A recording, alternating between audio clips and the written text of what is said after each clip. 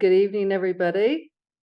Mary Thoreau with the C.S. Lewis Society of California. We're delighted to have this special one-session discussion of A Hobbit, a Wardrobe, and a Great War, led by Andrew Dosha. But we're very honored to be joined by its author, Joseph Loconte. If you want to wave at us, Joe, so everybody knows who you are. Very much appreciate it. In 2 weeks, we'll be gathering for another one-session discussion on Timothy Keller's book, Forgive, Why Should I, and How Can I, led by Mark Hoffman. And then in November, we'll go back to our session led by Jose Yulo on G.K. Chesterton's Orthodoxy. So we're just by a very happy coincidence, we were in touch with Joseph Loconte and mentioned that we wanted to be reading his book this year. And he very kindly offered to join us, although he's on the East Coast.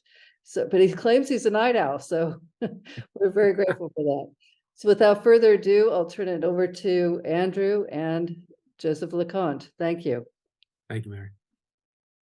Well, good evening. So I am just going to have a few introductory comments, and then my hope is that Professor Loconte will take it and go with it and have fun, and he won't need to ask me any questions as if I could give him any answers. He knows more about the topic than I do. But with that, let me just give you a short introduction of him, and then I'll start with a couple comments that that are, in a sense, personal. They were the ideas that struck me most from his book. So I'll begin by saying that Joseph Loconte has earned a PhD. He's an author and historian and serving as a presidential scholar in residence at New College of Florida. He is also the C.S. Lewis Scholar for Public Life at Grove City College and a senior fellow at the Institute on Religion and Democracy. He received his PhD in history from King's College in London. He is the author of the New York Times bestseller, which we will look at tonight, A Hobbit, a Wardrobe, and a Great War. How J.R.R. Tolkien and C.S. Lewis rediscovered faith, friendship, heroism in the Cataclysm of 1914 to 1918. His most recent book is God, Locke, and Liberty, The Struggle for Religious Freedom in the West. And he has written essays that have appeared in the New York Times, the Wall Street Journal, the Washington Post, the New Criterion, National Affairs, and the National Review. And then finally, he has a forthcoming book. It is War, Friendship, and Imagination. J.R.R. Tolkien and C.S. Lewis confront the gathering storm of 1933 to 1945. I'm hoping he'll share a little bit from that book, but if he doesn't, there's plenty of great material from his first book. So I want to start with that introduction. And then here's just a couple of thoughts for you. So to begin with, as the world in Europe was beginning to recognize that World War II was looking like it might become inevitable, there were leaders in England that wanted to resist that. And in 1933 to 1940, Winston Churchill was one of the very few voices that was raised up against the appeasement philosophy, the peace at all cost of Neville Chamberlain and so many others. And so then the question is, why is it that they were so wedded to that policy of appeasement? It is not just, I would say, because they were cowardly. It was certainly that they were motivated for peace. Wouldn't we all be? We would want leaders motivated by peace. But there was something else that was significant. And that significance is that they remembered the effects of World War I. It was a devastating event. It was the destruction in their minds of the finest of the generation that went to war. And so let me give you some numbers. The Battle of the Somme, where both Lewis and Tolkien fought. It was July the 1st to about November the 18th in 1916. So 5 months. 419,000 British soldiers died in that battle. And that is almost half of the 880,000 that died in the entire stretch of World War I.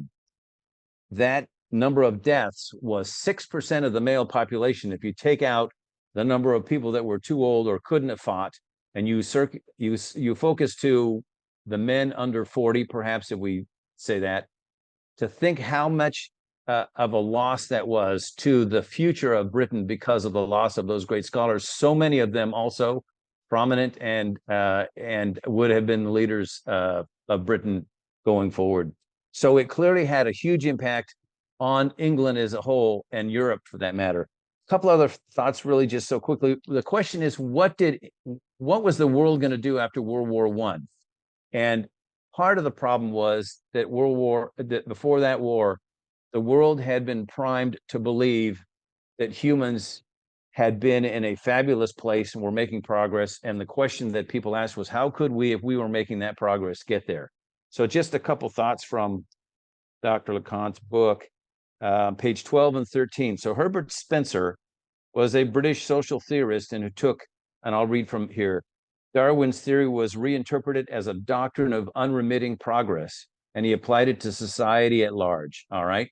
And so here are a couple more thoughts on page 13. The impact of Spencer on Anglo-American thought can hardly be exaggerated. So he then says, thus, Spencer's social interpretation of Darwinian science energized the most powerful narrative at the beginning of the 20th century. The myth of progress was not just one story among many, it was the story, the meta-narrative of all the stories about our mortal lives, a comprehensive explanation of the meaning of human existence. And then further on, the myth of progress was proclaimed from nearly every sector of society. Scientists, physicians, educators, industrialists, salesmen, politicians, preachers, they all agreed on the upward flight of humankind. And so then the question is, if we were making that progress, how could we have nearly destroyed ourselves in World War I? So naturally, if that was our expectation, our thought, our psyche, and that was what we believed was driving us as we were part of this great progress, what would happen if the entire thing were exposed as a lie? And so the world was plunged into a depression, an anxiety, a nihilism, a fatalism, or maybe for those who managed it a little better and could deny it all, maybe they were just simply ambivalent. But the question is, what did Tolkien and Lewis gain from the devastation and pain that they experienced? And it was entirely personal for both of them because they both fought in the war and were intimately involved in death, dying, and the deprivation that was there at the Battle of the Somme. So with that, what did Lewis and Tolkien do? And with that, Joe, go for it. Well, thank you, Andrew, for that introduction. Really well-stated stuff. Also, thank you to Mary for the privilege of being with you guys and the C.S. Lewis Society in California. I'm a huge fan of your work, so it's great to be with you tonight.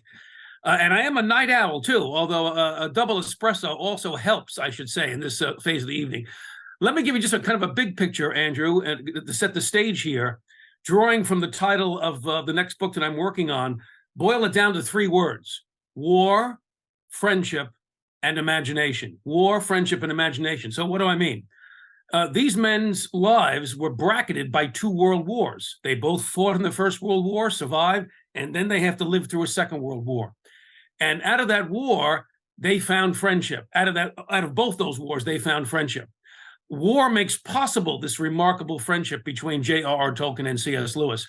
And as I think we'll discuss, it's their remarkable friendship that makes possible the creation of their great epic works: war, friendship, and imagination. So part of what is so deeply challenging to me and encouraging to me about these men's lives, and we'll get into it, is that after the First World War, they do not fall into that pattern of thinking that so many other men and women fell into, which was a kind of a gloom, a cynicism, and a disillusionment. Disillusionment really was the watchword for that era in the 1920s. Barbara Tuchman, in her Pulitzer Prize-winning book about the First World War, puts it in those terms.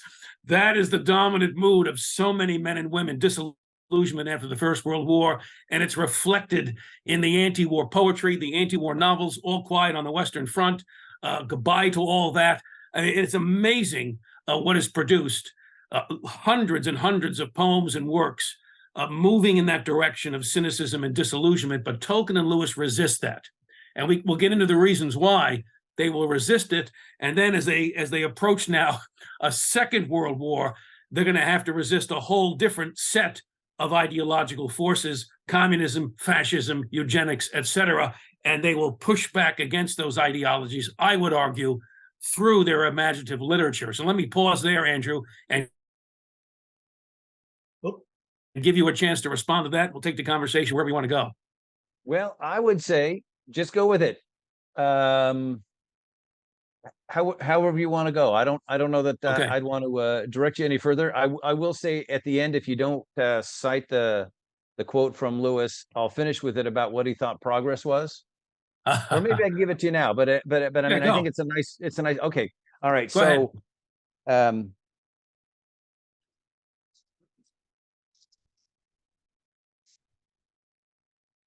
so on page 8 of your book, actually, maybe I can read the whole paragraph. I'll try and jump through it. I'll try and go Yeah. through quickly. Lewis became as dubious as Tolkien of the promises of industrialization to uplift the human condition, a skepticism that he would carry throughout his life.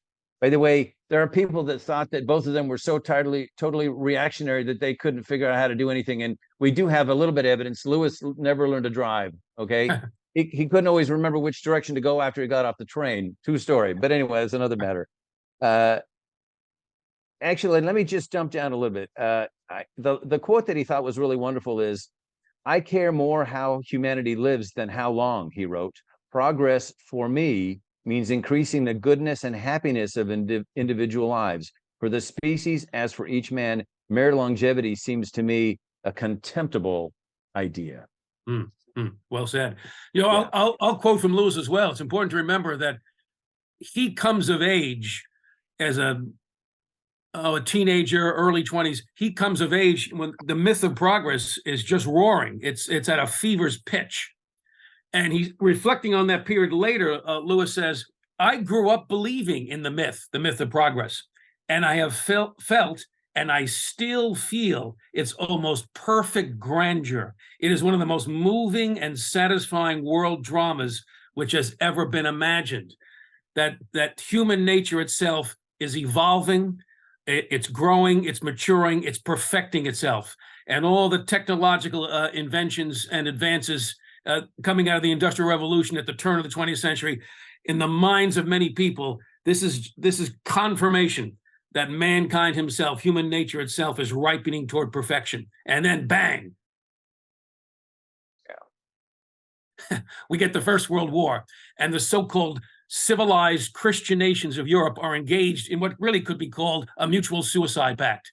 Close to 10 million soldiers dead, men dead, twice that number injured, absolutely devastating. So part of what's really good to think about here is we forget this, especially those of us who've never ever served in combat in a war situation. We forget that there is an intense camaraderie that men and women now will feel in the military, particularly in wartime, looking out for your buddy. And Tolkien had those relationships. He had established those relationships before he went into war with a group of young men before they went to study at Oxford together, and then at Oxford together, known as the Tea Club and Barovian Society, the TCBS. And these guys would meet together over tea in the Barrows Hotel there in Oxford and talk about literature, talk about life, share each other's deepest hopes and dreams for the future. And these friends that Tolkien had, Christopher Wiseman, Jeffrey Smith, Robert Gilson, these were his band of brothers as they went off to war together. And it was so devastating to Tolkien to lose some of those men. Two of them died in that conflict. Christopher Wiseman survived. He named one of his sons Christopher after Chris Wiseman. So this deep attachment to these men and the devastating impact it had on him, I think, emotionally, to lose those men. His children talked about a lifelong sadness that he experienced coming out of the First World War. And I am absolutely convinced, and I would say the same about C.S. Lewis, that Tolkien wanted to recapture that intimacy, that camaraderie, that sharing a life together after he leaves the war. Now he's a war veteran. He wants to reestablish that now once he becomes a professor at Oxford there in the 1920s. And I think Lewis exactly wants to do the same. Remember, Lewis went into the war as a second lieutenant, just like Tolkien did. He's there in the midst of fierce fighting in 1917, the Spring Offensive, when the Russians now are out of the war and Germany is free to launch its offensive on France in the spring of 1918. My own grandfather, Michael Loconte was fighting on the American side, and was there at the Battle of the Meuse-Argonne. So this spring offensive was devastating for the Americans, but for the Western Allies in general. Lewis is there. And this is when the whole democratic cause is up for grabs, and the Germans are fighting tooth and nail right to the bitter end. They're still killing more democratic allies than we're killing of the Germans. After 4 years of fighting, they're still killing more of us than we're killing of them. Lewis is there, and a mortar shell goes off, obliterates his sergeant standing close by, just obliterates him.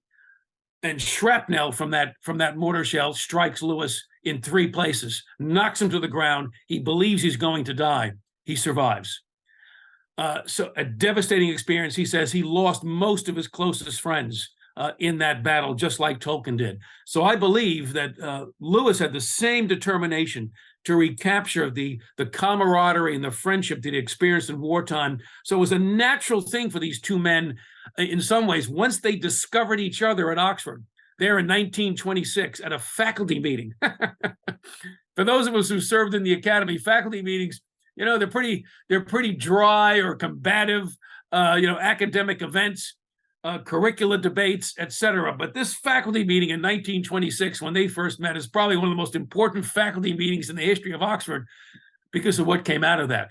This amazing friendship that in some ways is going to transform the world, if you think about it. So it's understandable that these men would be drawn together given their love of literature, their love of mythology, their grounding in the classical Christian tradition, their shared war experience.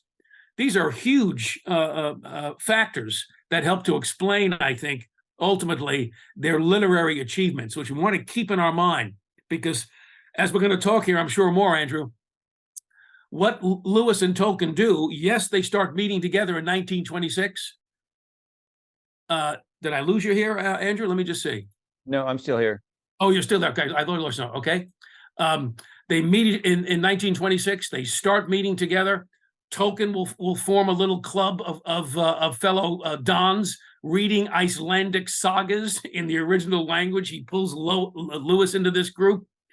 And then they will form this larger circle, the two of them as the nucleus, the Inklings, those who dabble in ink, these men with a shared Christian faith, a kind of a shared literary sensibility, and an awareness that what's going on in the 1930s, especially late 1920s and early 30s, when the Inklings start to meet together in the early 30s, they are so aware of this literature that we've just talked about, Andrew, this pessimistic, nihilistic, deeply gloomy, cynical literature about the human condition, and they want to push back.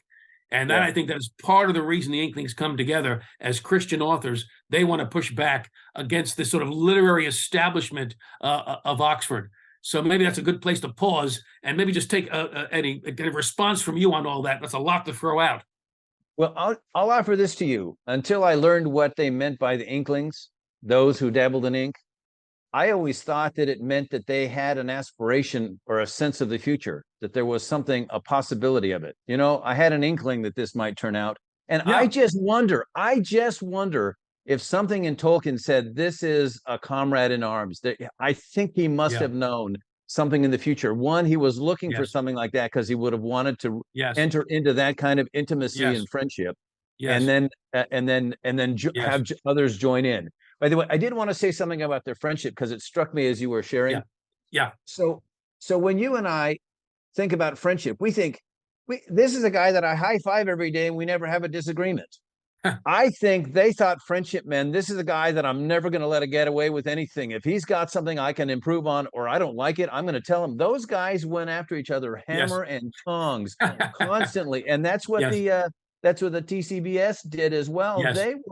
They were different. They were a lot more encouraging, and they knew they were all parts of a team, so they let each other draw out the gifts, and they shared, I think, a bit more. But they were cranky. So if you read Garth's book, and I mentioned this, Garth goes into details, and you're thinking, I made the comment, I'd like to hang out with them, but remember I offered a reservation. I suspect they would have looked at me and said, why do we not want that guy here? And they just took that approach with everybody except the four of them. They were trying to not be pretending they weren't exclusive, but they were totally making themselves exclusive. Yes. And I got a Yes. quote if we want to get into it. But I think Yes. with the Inklings at Oxford, there was something like that too. But now they all had been, they'd all done the rigors of getting to where they were now authorities already on topics, and they could then That's right. speak from their authority. So I That's think right. their friendship was volatile.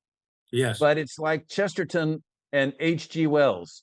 You know, if they talked politics, they pulled out their hammers and beat on each other, and then they loved each other and kissed and made up, and then went and said, "I'll see you next Tuesday." That must have been the Inklings, and it must have been both fearsome and intimidating and Yes. wonderful.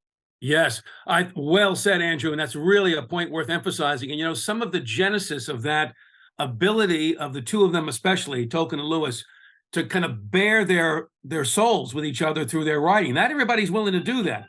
Hang on 1 second. I think that's my thermostat man who's supposed to be coming. So pause on that. I'll be right back. Hold that thought, Andrew. Hold the fort. Okay, I will do that. And actually, if I may, I'll read a quote from the Garth book. So take care of that business. All right. So this is what I was thinking of when I made the comment about Tolkien and the TCBS maybe being a little bit exclusive. So here's on page 18 of the Garth book, by the way, and this is Tolkien and the Great War, The Threshold of Middle-earth, written by a guy named John Garth. It is a great, great book. If you want to find out a lot about Tolkien, this will get it for you. It's really pretty well written. It gets a little bit intense because it's pretty in-depth, but the author is identifying passages in The Lord of the Rings or in poetry, lots of poetry that Tolkien wrote earlier, and how it might have been a reflection or a whisper of some experience he had during the war. So if you want to find out more about Tolkien, this is a great book. But this is about the TCBS. So it said it reveled in a degree of outlandishness. Their humor was quickfire and often sophisticated. Their interests and talents were many, and they rarely felt the need to draw anyone else into their circle. This, by the way, was high school. They were high school kids. Another former King Edward's pupil, King Edward's is the prestigious school in Birmingham, wrote to Tolkien in 1973, "As a boy, you could not imagine how I looked up to you and admired and envied the wit of their select coterie of Tolkien, C.L. Wiseman, G.B. Smith, R.Q. Gilson, V. Trout, and Peyton. I hovered in the outskirts to gather up the gems. You probably had no idea of this schoolboy worship. In retrospect, Tolkien insisted they had not set out to stand aloof from the ordinary King Edward's pupils, but intentionally or not, they erected barriers." Garth, by the way, does not suffer fools in a sense. He calls out Tolkien for his bluntness, not necessarily disrespectfully, but he calls him for what it is. And the TCBS was a fearsome group of tightly grown kids, and they found a way to not let other people in. By the way, they also played together rugby, and that was maybe how they first met. So that's a fascinating thing too about Tolkien. Anyway, with that, yes. Thank you, Andrew. And apologies to the audience there. I lost my heat earlier in the day, and my thermostat man is on his way. So in another 20 minutes, he's going to interrupt us again. So just so you know, life here in the DC swamp.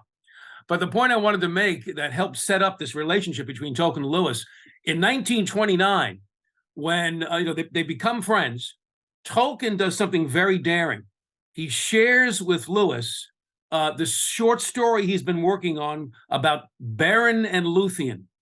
This is the immortal elf and the mortal man, the love story. It'll become part of the Silmarillion, and it'll find its way, in its own way, it'll find its way in the Lord of the Rings, right? A version of it, yeah? Think about what Tolkien is doing. He's bearing his soul, sharing with Lewis for the first time the story that biographers consider the closest to Tolkien's heart because it's modeled on his own relationship with his wife, Edith, whom he loved dearly. So the story of Beren and Luthien, he shares it with Lewis. Lewis reads through all of it,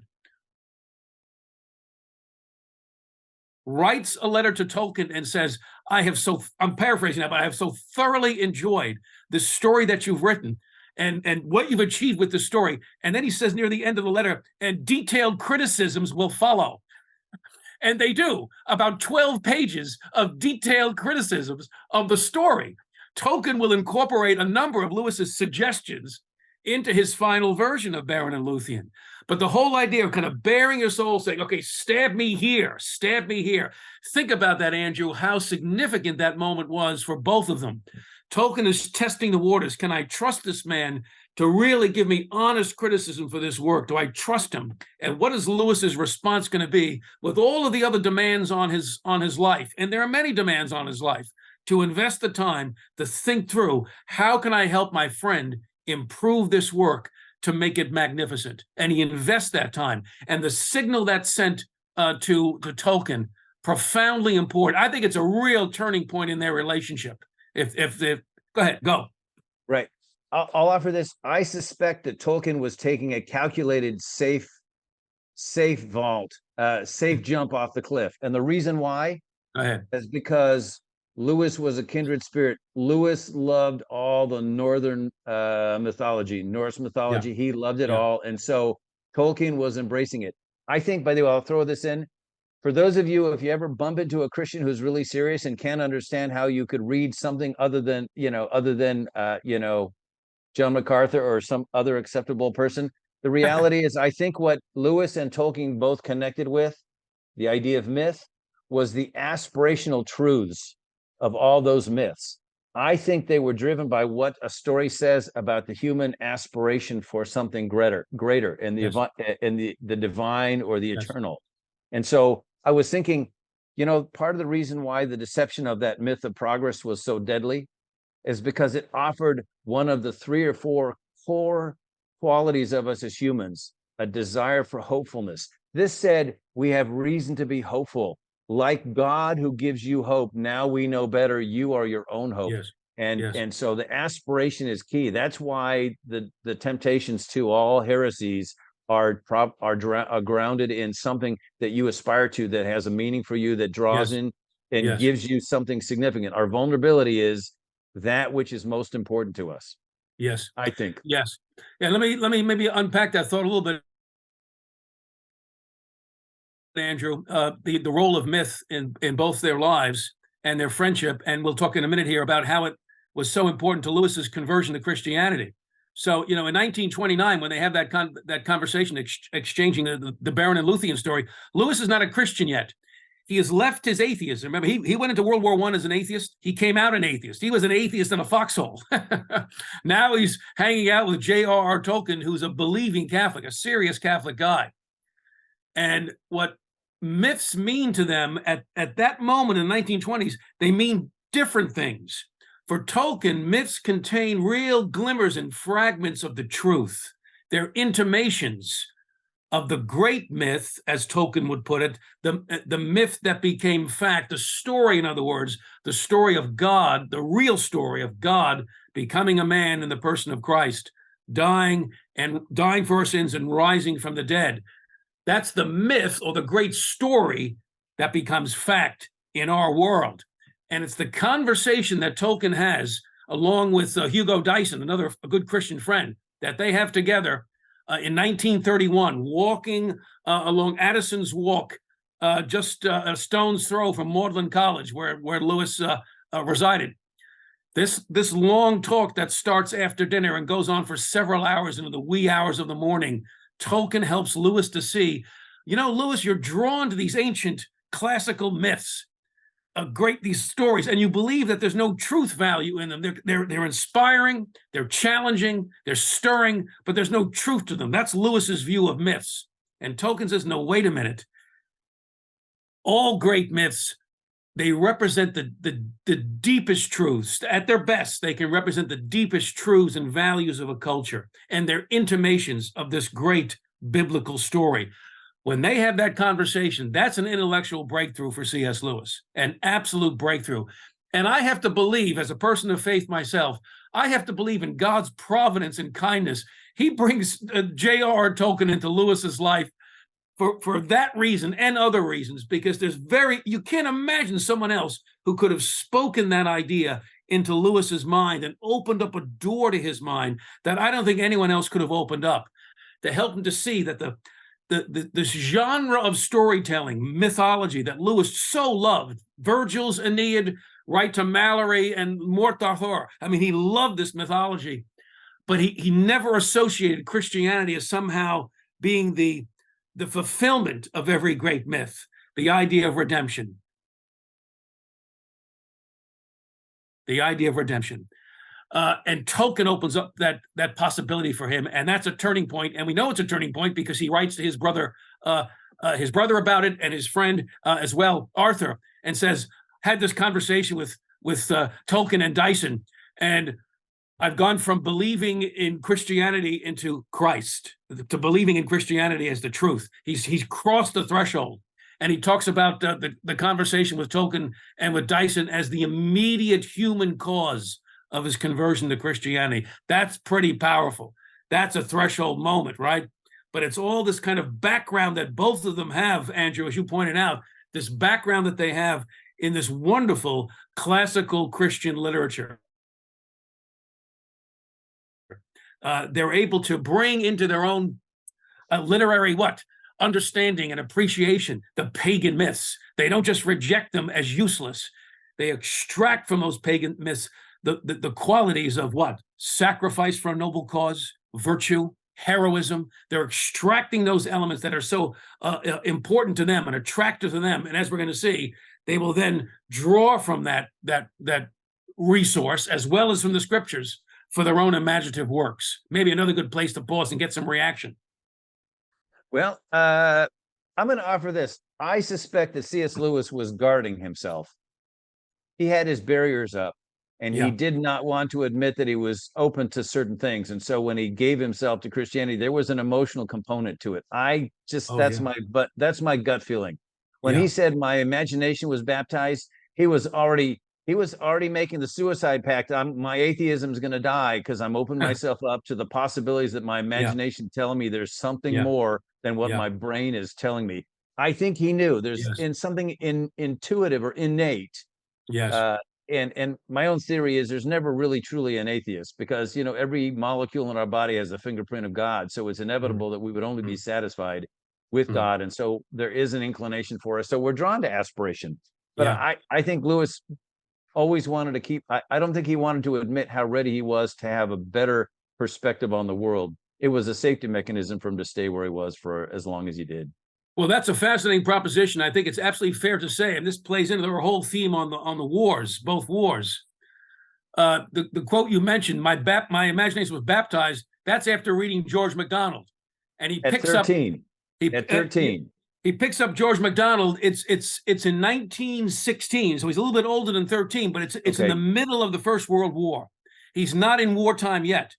He's studying with William Kirkpatrick, a hard-boiled atheist, but a real logical thinker. And he picks up Fantastes while he's waiting for a train.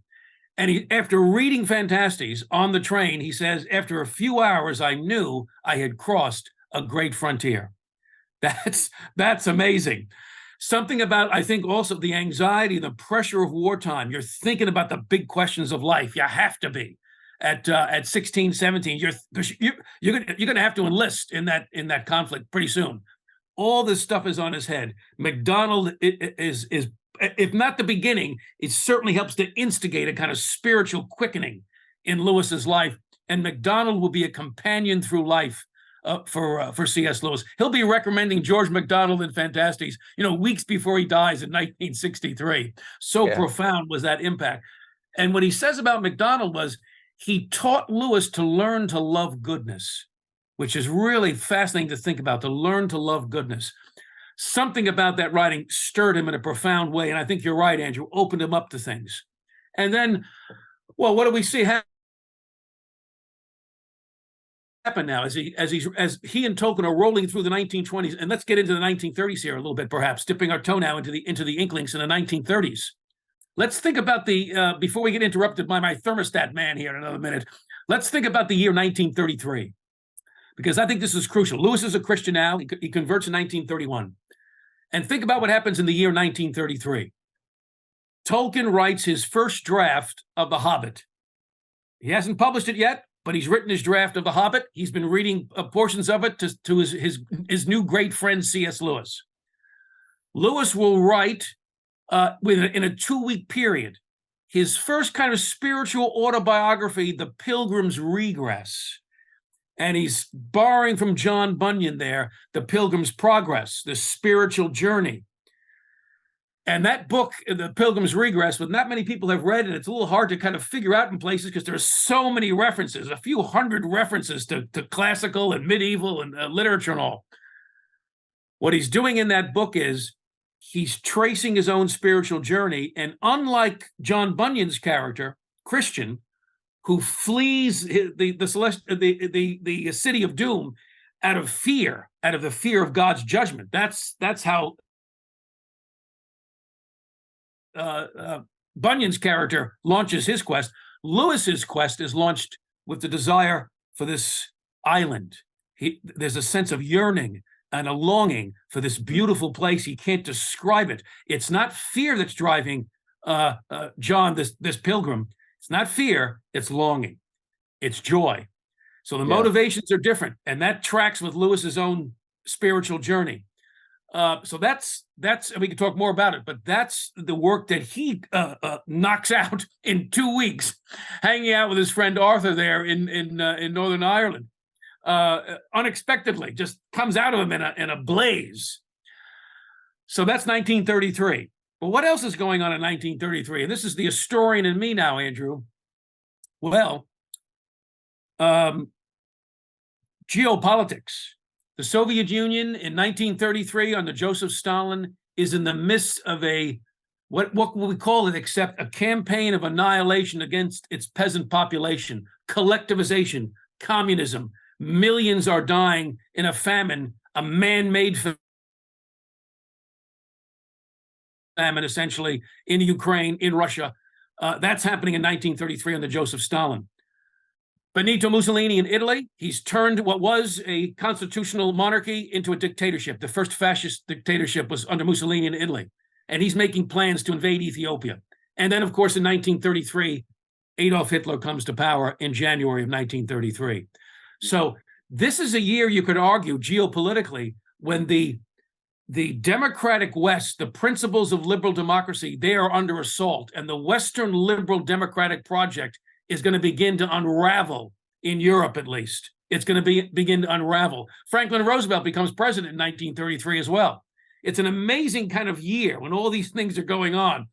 And while those things are going on, as I'm suggesting here, what Lewis and Tolkien are doing, however conscious they are of geopolitical events, and they are somewhat aware, they're aware, they know what's going on. They're engaged in their callings, in their academic callings at Oxford, as professors, upholding the classical Christian tradition. Tolkien is delivering weekly lectures on Beowulf and other great epic works. Lewis is deeply involved in his academic work. And of course, they're beginning now to, in their spare time, they're beginning to work on these stories, these myths. Their creative imagination is engaged now in a new way, in part because of their friendship, certainly, and the dynamic of that friendship. And now the Inklings, the other people who will be brought into the Inklings, Charles Williams, Owen Barfield, Hugo Dyson, Lewis's brother Warney, their Doc Halverson, their personal physician is brought into that circle as well, and others will join it. That is a new dynamic happening in the 1930s, as I'm suggesting, Andrew, at a moment now of what's going to become civilizational crisis, because now we've got the gathering storm of 1933, especially when Hitler comes to power. Maybe another decent point to pause and get some feedback from you on this. Well, I think I'm going to pass. You're doing just fine. Just keep going. Or Okay. want to open it up and see if there's anyone who's got a question or thought? Yeah, let's take any questions if you're up for that from our friends over here. Happy to take them. And Andrew, if you can see those questions, I'm happy to have you read them to me. I'm not sure I'm seeing any. All right, I'll take a look at the chat. So If I'm I'm not in the chat room, but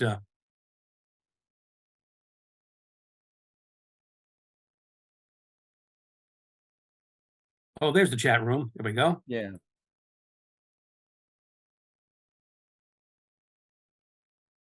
So there was an earlier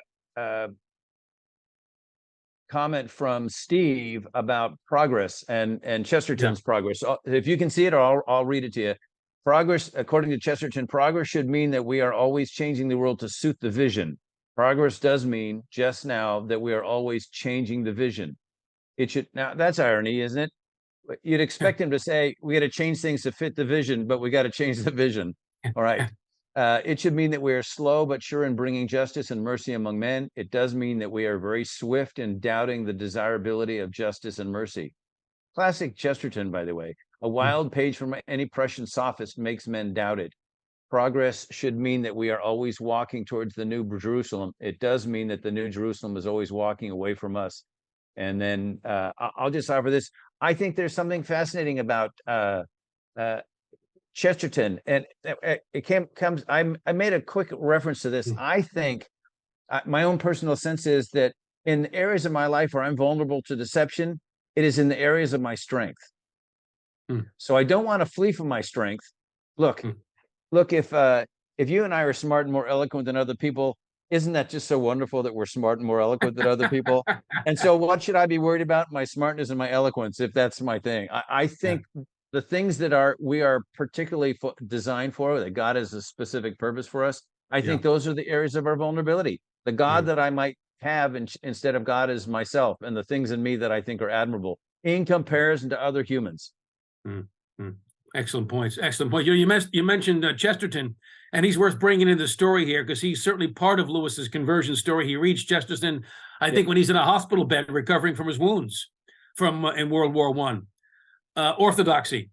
He'll also pick up Chesterton in 1926 when Chesterton publishes a book called The Evil of Eugenics. This is one of the ideologies, and let's talk about this for a minute, Andrew. This is one of the ideologies that's really unleashed in the aftermath of World War I. The eugenics movement began before the First World War, just as communism did. But something about that First World War and the cynicism that it produced and the kind of searching now for new answers, new solutions to the human predicament, eugenics is a big one. The idea that we can perfect the human body itself, the human nature itself can be perfected through genetic engineering. So the whole idea even of manipulation of the human gene plasm, protoplasm, what that means in practice is what it'll mean in the United States, in half the states, mandatory sterilization of the quote unquote unfit. Well, Chesterton goes after this with an axe in that book, 1926. And he's, for a while, he's kind of on his own among Christian thinkers. Lewis reads that as an atheist in 1926. And that, I think, had an impact on him because, of course, Chesterton is such a powerful debater and arguer and really appealed to Lewis. And that's part of the story, though. But I think this larger narrative, if you will, of truly degenerate, destructive ideologies that have taken flight after the First World War, really ramping them up in the 1920s, where, you know, as early as 1921 or so, you have a communist international, a gathering of dozens of representatives from different countries, including the United States, new believers in communism, meeting for the first time. And so the communist movement is spreading throughout Europe in the 1920s. Fascism, of course, is spreading throughout the 1920s into the 1930s. So what happens by the time you get to back to 1933? What happens? You have democratic capitalism still represented in the United States, Great Britain, France, Western Europe. Yes, you have that political philosophy rooted, we should say, I think, in a biblical view of the human person at its best, the Judeo-Christian foundation for the West, for liberal democracy. That's true. That's still there and alive and well. But now it's up against these ravaging ideologies: communism, fascism, scientism, we'll get into that, eugenics, materialism. And I believe wholeheartedly that as Lewis and Tolkien begin to see the advance of these ideologies, they are going to deliberately decide we are going to push back against them. I'll give you one quick example, Andrew, and then maybe more questions here from the studio audience. In around 1936, Lewis and Tolkien, I think, are having lunch, I think at the Eastgate Hotel or someplace there at Oxford. And they're very distraught by what's happening in modern literature, as we talked about these literary trends. And Lewis turns to Tolkien. His nickname for Tolkien was Tollers. And he says, well, Tollers, if they're not going to write the kind of books we want to read, we're going to have to write them ourselves. And that's what they begin to do in community with the other Inklings. And that, again, is another turning point, I think, in their relationship. They'll have this kind of wager going. Lewis is supposed to write a space travel story, and Lewis and Tolkien's supposed to write a time travel story. Lewis will complete his assignment. He'll write Out of the Silent Planet. Tolkien will never finish his time travel story. He's too much of a perfectionist, but they're on their way. They're on their way. Yeah. Okay, other questions from our studio audience. What else we got here? But let me just jump in and offer thought on the idea of eugenics.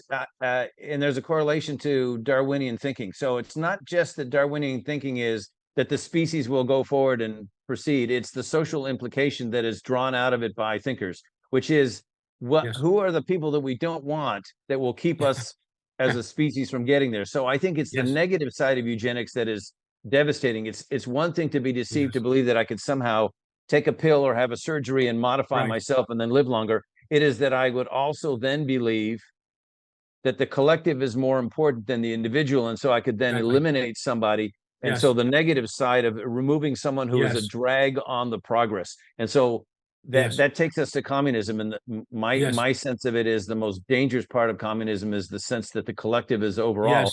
If the collective is greater, then every individual is disposable, dispensable. And you will see that in the Soviet Union when they would have the show trials. Everyone began to confess their sins, even if they didn't confess, even if they hadn't committed sins against the state. That's right. And so people became less and humanity was lost in the process. Excellent point. Let's pick up that thought on collectivism, Andrew, and think about it with Tolkien and Lewis. They have a ringside seat to collectivism and its political expressions. Communism, fascism, the eugenics movement. They have a ringside seat to all that in a more personal way than the Americans did, I think. And it's pressing in upon them, especially as you get now to the Second World War, but the years leading up, the growth of collectivist ideologies embodied in these political tyrannies. That is pretty scary stuff. So think about it. When you consider the Hobbit, when you consider the Lord of the Rings, the Chronicles of Narnia, those works, think about the emphasis that's placed on the individual, the capacity, the obligation on the individual to stand against the tide, right? It's the little Hobbit. When I first encountered this quote from Tolkien, it's really what helped me to decide to write the book, A Hobbit, a Wardrobe, and a Great War. I read this from the biography from Humphrey Carpenter. And here's what Tolkien says about Sam Gamgee from The Lord of the Rings. My Sam Gamgee is indeed a reflection of the English soldier, of the privates and the batmen, the assistants to the lieutenants, the privates and the batmen I knew in the 1914 war and recognized as so far superior to myself. Sam Gamgee, the Hobbit, one of the most beloved figures in modern literature, is based on the ordinary English soldier doing his duty at his post. I mean, when I heard that, I thought, I think there's a book in that, that the little guy, the little soldier, could be so inspiring to Tolkien that he would base this new character that he has invented and brought into modern literature, The Hobbit, made him the central character in his story. So the Hobbit he's not the typical kind of hero, is he? In the classical world, a Virgil or a Homer, their heroes are not hobbits. Their heroes are these, the larger-than-life figures. Tolkien does something very different and places this incredible burden of responsibility on the individual hobbit. And what does Lewis do in the Chronicles of Narnia? Whether it's a mouse called Reepy Cheep or it's a little girl called Lucy. The fate of Narnia can hang on individual decision-making. And I'm convinced, Andrew, they are pushing back deliberately against collectivism. That's rooted, I think, in a biblical understanding and the dignity of the human person. But boy, they are pushing back against those 20th century ideologies, collectivism. What do you think? What's your take on that? Right. Well, my sense of it is this: without the significance of the individual, then justice means nothing and love means nothing. Nothing means anything, really, because if we're just a collective, then it's all just political power. It's all the direction that the herd is moving by those who are at the head or leading. Yes. If there are individuals, then it matters. By the way, I always think it's fascinating when you get people who say, I am so outraged at Christians and that old morality. All you have to do to prove that they love that old morality is to interrupt them twice. Why are you interrupting me? Why are you not listening to me? Because you're an individual. I am sorry that I stepped on your Excellent. toes. Excellent point. Yeah. Excellent point. Excellent. But I'm looking at some of the comments here in the chat box from Bob Berlowski. Lewis, of course, predicted the collectivist outcome in the abolition of man. Exactly right, Bob, if I could say.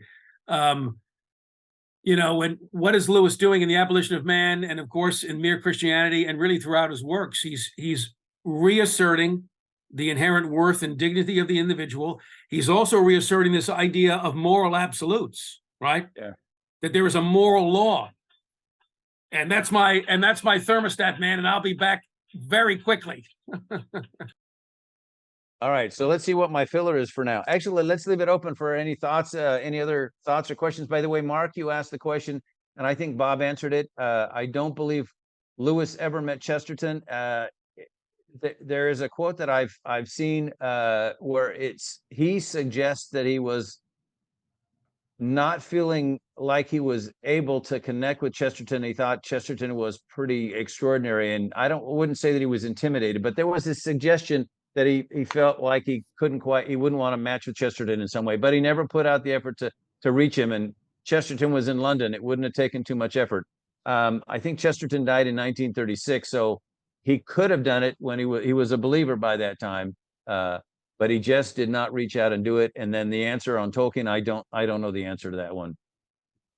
I don't think Tolkien was as significant to. I don't think Chesterton was as significant to Tolkien as he was to Lewis. All right. Let's see. Tolkien was definitely Chesterton was definitely a big player for Lewis there. I mean, that was I forget which book it was, but he quotes his book there. Something that as a man as being a formative. I think The Everlasting Man was the book that really kind of set that pushed Lewis to the point where a conversation with Hugo Dyson and Tolkien could finish the work. They were partners in his conversion. However, Dyson or Tolkien would have appreciated Chesterton and his involvement because of that book. And of course, we've read that book. It's an extraordinary book. It's worth reading. Chesterton is worth reading, even if he's a little bit demanding. He is an adventure, just as the quote that I read. Chesterton was the master of paradox, and so he will state a position and then tell you why you shouldn't trust that position. But really, what he was saying is there are two ways of coming at a position, and you don't want to be too wedded to one commitment or one side. I think he liked the idea of the polar opposites and that there's a tension between the two. I mean, if you said that mercy and justice were contrary, it's not really true, but if they are in a sense opposites, poles, you want to be at some point where you're feeling the need for justice, but you're not afraid to show mercy, but you're not going all the way to mercy and ignoring justice, etc. So how do you live in the tension between two very powerful and compelling calls in your life, and acting out both to be merciful, gracious, and also to be just? All right. Any other thoughts, questions, or anything else that came up? How are we doing so far for everybody here? Thumbs up in terms of the material from. All right. Good. Let's see if I can find something else to read for you. Yeah. Actually, let me go back to. Well, he was not here. Do other people have this editing error on page 22, or is that because I have an older edition here? Of the book, I don't. Misquotes The Lion, the Witch, and the Wardrobe as being the backstory to Jadis there. Yeah, I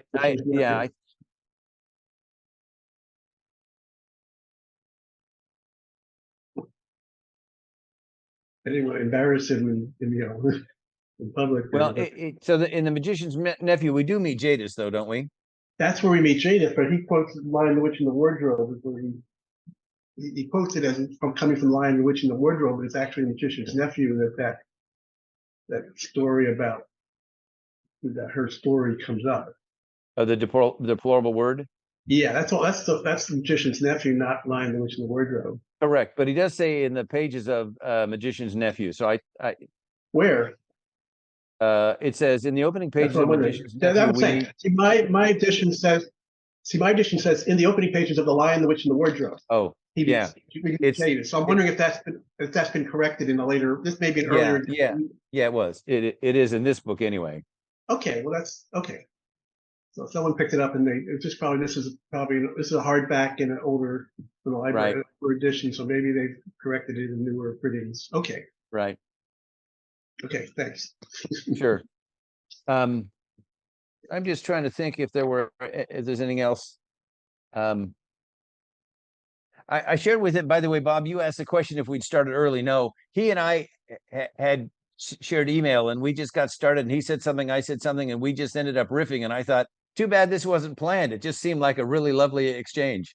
But we just happened to get started and we began our own dialogue and there was a nice little flow to it. I shared with him earlier, I may have mentioned it.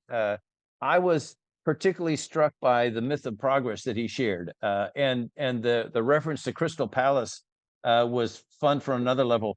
There's a Premier League team, the British Premier League football, and I love soccer. And I have a couple favorite teams, but there's a team there called Crystal Palace, and it's because it's in the area where the Crystal Palace was. Well, the Crystal Palace, I'll read it to you if you didn't. I think it's really wonderful.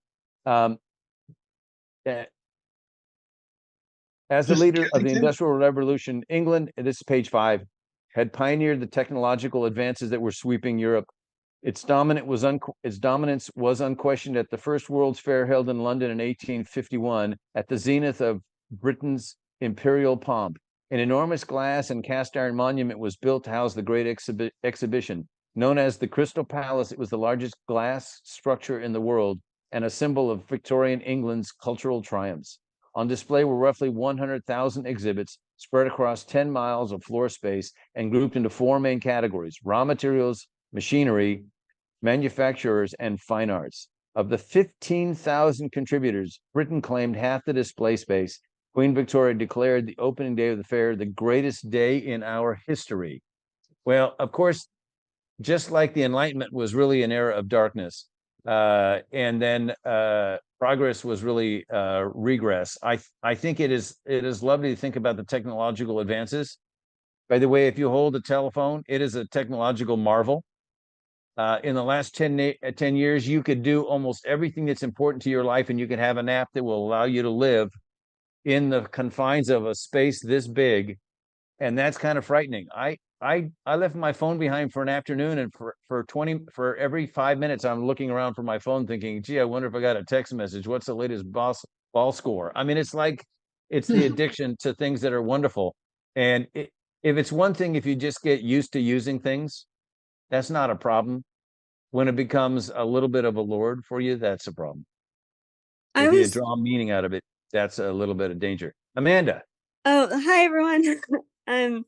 Yeah, I was thinking about that because he mentions briefly that, that a lot of good things came in the era of progress too, along with like the overconfidence and the like destruction and stuff. So, I guess like, how do we balance that of like, being grateful for the things that it makes life easier and it's provided more food for people and health and all these, all these things, or beautiful things as well, but then also like the negatives. And like, I don't know, I feel like that it talks a lot about like the negativity that came in that, or the bad things that came with the Arab, but not how people also benefited. So like, how do we look back on this era without just seeing it as like a negative? Right. This is where the myth of progress. I think this is where the myth of progress comes in, because the Christian view still talks about the man as a fallen creature. So the technology is going to be open to evil use as well as good use there. But in this age, they denied that doctrine and thought that somehow the technological meant that the moral equipment of man, or the moral stature of man, was also improving and better. And and that evil was kind of just an imagination there. And I think that was that was what the World War I totally eviscerated that, that idea that somehow morally man had somehow progressed to a higher plane there. Well, And I think so Amanda, let me just jump in and offer this. So Joseph, Amanda asked a great question, which is, and I think she wanted to make sure that we weren't saying that there's something wrong with technology, and we certainly aren't saying that. The idea of the things that we're able to do with technological advances. But here's my suggestion. My suggestion is this: think about the things that are important in your life, and your phone may help you, but your phone doesn't give you meaning. So, not to say you should never use your phone, just use it when you ought to use your phone, but take a Sunday afternoon and go somewhere and sit under a tree or sit at the ocean and listen to the waves pound away. And there's a cleansing that comes with that. And your phone may be able to help you. I got to the point where I had a couple of rough nights and I wasn't sleeping because I was occupied with something. So I found some sound of waves on my iPhone and I listened to sounds of waves for 8 hours, even though I fell asleep after 15 minutes. My point is, the things that are important to you in your life, Amanda, you focus on those. And then everything else that allows you to get from point A to point B is only going to let you get there faster with a little more comfort. But the things that are meaningful are the things that you go to at that next meeting and enjoy that and revel in that and find ways to emphasize all the things that are really, truly important to you, which is just another way of saying orchestrating your time and managing to put competing things. And I'll just offer this: maybe there's a reason not to do something. I realized when I had my radio in my car, which doesn't exist anymore, my radio would pop on every time I got in the car. And I thought, I'm not hearing God if I'm listening to my stupid radio. So I made a point of trying to turn my radio off. But what I realized was I always turned my radio on and then I had to remember to turn it off. Anyway, that's the point. Yes. I could hear God better when I wasn't listening to noise from the radio. Well, just jumping in here, and thank you. Apologize for my absence. Speaking of technology failing us, but the thermostat man came and went to no effect. So there'll be no heat tonight, but it's not that cold. We'll sort it out tomorrow. Anyway, we won't get interrupted again. That's the good part. All but right. on the technology part, it's worth mentioning Tolkien, writing in the 1940s now. So remember, he and Lewis, they lived through the mechanized slaughter of the First World War. And it was a mechanized, industrialized slaughter that the world had never seen, had no real mental category for, right? What technology could do to destroy man and nature itself. Now they're living through the most devastating conflict in all of human existence, the Second World War. 65 million people are going to be killed, right? So here's what Tolkien writes in the 1940s. He laments the tragedy and despair of all machinery laid bare. Now, what does he mean? The tragedy and despair of all machinery laid bare. He's starting with the idea of the fall, the doctrine of the fall. Men and women fallen from grace, and at some core level, deeply selfish and sinful. And so the tendency will be to use that machinery to dominate others, So he goes on. In addition to this fundamental disability of a creature is added the fall, which makes our devices not only fail of their desire, fail to do what we want, but turn to new and horrible evil. It's the combination of our sinful nature and these incredible potential weapons of destruction that we use and abuse. So if you think about it, it's not not coincidental that in Tolkien's story in The Lord of the Rings, there's the last march of the Ents. The last march of nature itself is involved in the fight against evil, in the war against evil, right? Nature itself is going to push back. And you'll see a similar thing there with Lewis in the way that the creatures of Narnia participate in the fight against the White Wolf. Hang on one second, guys. I think I hear somebody pounding at my door. All right. I'll take it from there. If you remember to The Abolition of Man, C.S. Lewis talks about what he thinks is kind of a deception when humans think that they can control nature. I think Lewis concludes that we cannot control nature. What he realizes that we try to do things, whether we believe that we can control nature, because we really want to control other people. And I think that's kind of piggybacking on what Joe was about to say and sharing from Tolkien. I think Tolkien was a little bit more anti-technology and chose to say that way, but that's okay. Yeah, if you don't need to drive anywhere and you live in Oxford and you can walk to work, that's okay. No, I mean, But it's like hard. I mean, you say like we can't control nature, and I'm starting to wonder if we can control machines either. right, that's a good question. That's the next frontier, isn't it? It IBM created the beast. It was the big blue. It was the computer that was supposed to allow humans to realize they were vulnerable to a machine that could beat a chess master. And Yeah. really, the way that Bobby, I think it was Bobby Fischer, not Spassky, Bobby Fischer lost because physically he could no longer endure it. He felt that he had run out of his physical capability of continuing the battle. It wasn't that he couldn't have won if he'd had the time, but he physically wore out, and the machine wasn't going to wear out as long as it was plugged into the wall.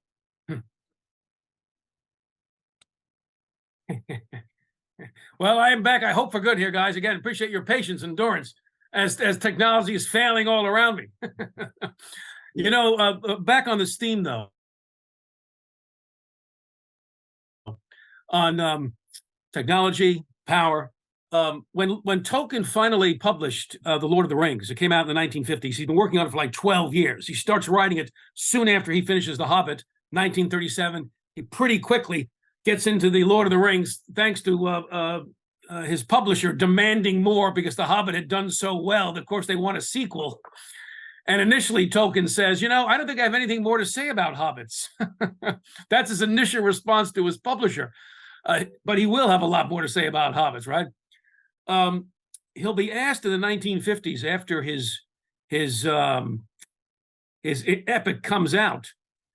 Think about the 1950s. You've already had the explosion of the atomic bomb. Now you're in the hydrogen bomb era. And a lot of people suspect or assume that the ring of power is just a metaphor for the hydrogen bomb.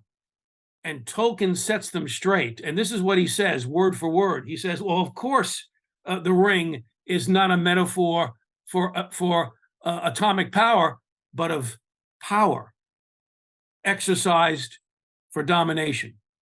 Mm-hmm. He tells us what the Lord of the Rings is about. Power exerted for domination. And it's pretty clear why he would summarize it that way. He and Lewis are living through an age of the will to power, to borrow from Nietzsche. It's the will to power embodied in these political ideologies, in these totalitarian states. They have come of age in this will to power epic era. So communism, fascism, etc. And again, I believe, Andrew, that their works, Tolkien just says it explicitly, they are pushing back against the will to power, reasserting the worth, the value of the individual in the midst of that strife. So even Lewis's Chronicles of Narnia, when you get into these descriptions of war, there's nothing triumphalism, it seems to me, in these writers. Yes, they have their stories have a happy ending, if you will, but there is a brutal kind of realism, isn't there? Even in The Hobbit, there's a brutal realism. I think I've got a copy of The Hobbit here someplace. Oh, here it is. Let me read you a few lines from The Hobbit, you know, a children's story. As Tolkien describes the goblins, excuse me. He describes the goblins in The Hobbit this way. Remember, this is a children's story.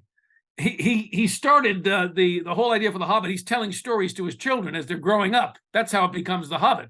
He's telling them bedtime stories. Here's a description of the goblins. Now, goblins are cruel and wicked and bad-hearted. They make no beautiful things, but they make many clever ones. Hammers, axes, swords, daggers, pickaxes, tongs, and also instruments of torture. They make them very well. It is not unlikely, he writes, that they invented some of the machines that have since troubled the world, especially the ingenious devices for killing large numbers of people at once, for wheels and engines and explosions always delighted them. What does that sound like, Andrew? That sounds like the mechanized slaughter of World War I finding its way into The Hobbit, this beloved children's story. So they weren't anti-technology, but they had seen such an abuse of technology. They're saying, hey, put on the brakes, right? Right. So I'll ask you a question. before you get to the use of those tools, you have the will to use those tools. So Yeah. tell us the story of Nickabrick. What was he wanting? Well, Nickabrick, originally Nickabrick in the Chronicles of Narnia, Nickabrick is on the side of the Narnians fighting the White Witch initially, but then it seems that Aslan's not showing up when they summon him, when they're in trouble. He's not showing up on time. And what does Nickabrick say? Well, we need a power. We need a power that is on our side. And we don't care what that power is. That power can be Tash, the demon Tash, or the White Witch for all he cares, as long as they show up somehow and seem to bail them out. He's willing to compromise with evil at the end of the day. That's not how he starts out, but that's what he becomes. Right. And doesn't he also have this intense sense of grievance, which is something that we're seeing surface today? He has this intense sense of grievance that his people have been oppressed. Yes, the dwarves have been put upon. They've been taken advantage of, even by Aslan, he says, Yes. I think. Boy, that's an excellent point, Bob, because if you think about how the sense of grievance, partially true or false and imagined, how that had fueled the ideologies of the 20th century. When you think about, let's take up our Italian friends, because I'm Italian American, I'm happy to pick on them. What is Mussolini's appeal early on? It's the idea that Italy, even though it was on the winning side of World War I, they had joined the Allied side. They lost 500,000 men, 500,000 men, almost as many people as we lost in the Civil War. Tiny country. It was economically in the dumps. And they didn't get the colonial possessions they wanted, territory that they wanted at the Treaty of Versailles. So they felt aggrieved and put upon. And Mussolini played on those grievances in a huge way. And of course, I think we're all familiar with how Adolf Hitler played on the grievances that the Germans had coming out of the First World War and being treated from their perspective as a pariah state, being hemmed in, no army, no air force. Of course, the reparations, the war reparations, they're made to pay. And so the Versailles Treaty, the Germans had a name for that treaty.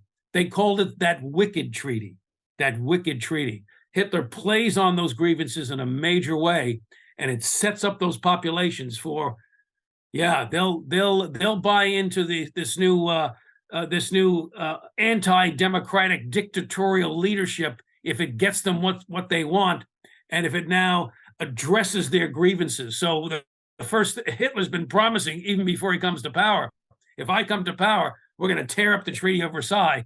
We're going to blow through all of that and regain our German glory and sense of pride. So excellent point, Bob, playing on grievance. I've got to think that Lewis and Tolkien have these geopolitical realities in their minds, the false or partially false sense of grievance that leads these people down very, very dark roads. Excellent point, Bob. Other comments we should be paying attention to? Well, I don't see any more, but let me ask you this question. Okay. So, I think it's a little easier to see how the war had an influence on Tolkien, and it is portrayed in his books. But how do you see where Lewis addresses it in some way, either in the Chronicles of Narnia or elsewhere? Well, excellent questions. Excellent questions, Andrew. And this is what I'm kind of working on, especially now in book 2, War, Friendship, and Imagination. Let me give you think about a couple examples here. The Screwtape Letters. This, what would you call it? A kind of a diabolical fantasy. The ability of Satan and his minions to drag us into their net, their diabolical net. Well, where does he get the idea for the Screwtape Letters? We know from Lewis's own writings and letters. He's in church.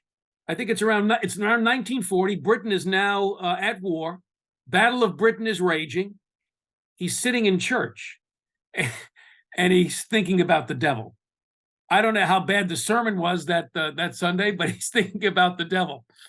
And you're at, well, wait a minute. Why is he thinking about the devil in church? 2 days before, we know he was with, I believe, Hugo Dyson, his good Christian friend. They had been listening to a broadcast of Adolf Hitler on the radio, simultaneously translated into English by the BBC. And it was captivating and frightening, this speech from Hitler.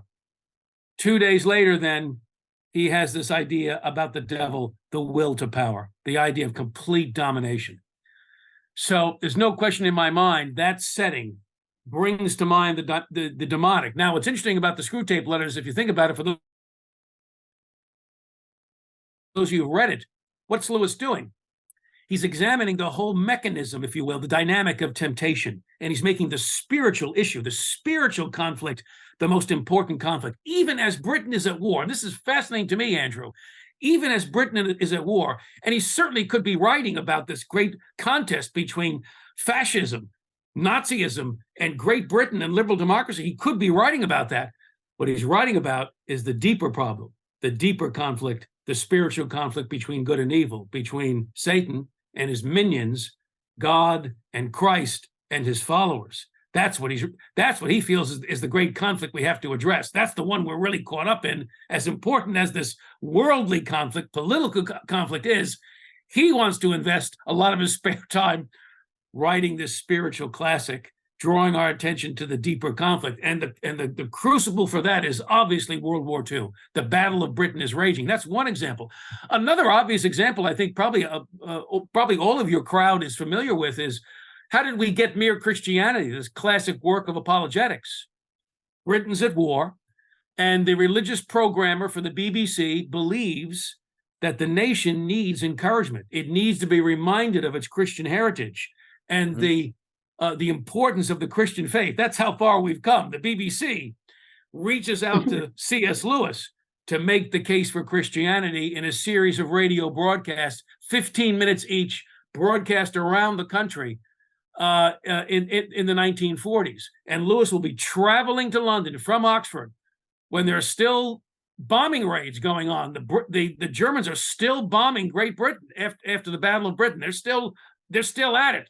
Lewis is doing his bit, as they say, as an Englishman for king and country. He's doing his bit, and he's going in to the BBC studios there in London, probably crossing, stepping over sandbags and all the rest of it, hearing the air raid sirens, going in and delivering those broadcasts. In those couple of years period, becomes Mere Christianity, the wartime setting for his works. Absolutely amazing. So the Screw Tape Letters, the Abolition of Man, the Great Divorce, pretty powerful. I mean, the sense, I think some of this, and I want to hear from you guys on this, I think some of this is in a way that we don't really experience now. Maybe not since the 9/11 attacks do we have that feeling of urgency, the sense that we're at war. There's an urgency. We don't know how this thing is going to come out. Lewis and Tolkien, they don't know how this war, World War II, is going to end. Great Britain, as you guys know, from 1939 to 1941 is alone. They are alone after the fall of France, trying to battle the Nazis. America is in an isolationist mood, and they don't grasp, and the American president, I don't think, grasps the enormity of what's happening.